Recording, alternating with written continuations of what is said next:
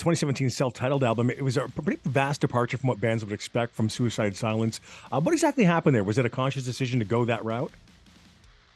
Yeah, so we were following, and this is something I just recently started kind of discussing because it didn't really make sense to talk about back then. We were following the Pantera and Metallica album footprint, and mainly Metallica. And Metallica's fifth album was the Black Album, and they made a big departure and change, and they rolled the dice and did something way different. And we said around 2009, when we were writing No Time to Bleed or finishing it, we said, if we make it to the fifth album, if we make it to our Black Album, we're going to do a self-titled and we're going to do something way different. We didn't know what that was. We didn't know what that meant.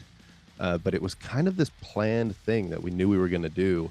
And even more story to that, we wanted Ross Robinson to produce our first record. And he was not in our budget and he wasn't going to do that record. So it didn't happen. But by the time we got to the fifth album, Ross was available.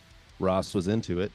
Ross became a friend of ours. And if anybody knows Ross Robinson is he loves to make a Ross Robinson album, and we were in this perfect place. Fifth album, let's do something super unsafe and risky and out there. And it was almost that what happened there is like we knew we wanted to do something super wild, and we just went for it and we did it.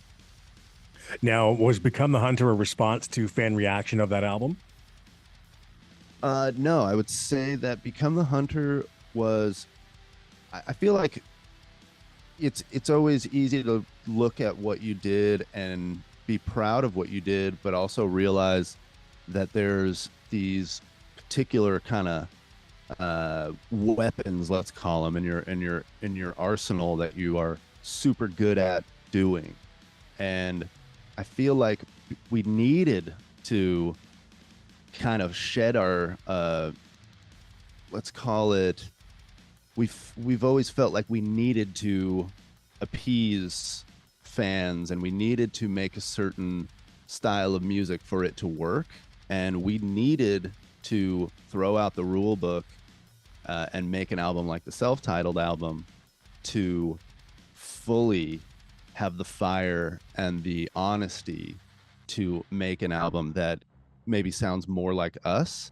Because if we would have just kept making the same album over and over and over again, I feel like we wouldn't have been being honest with it as much.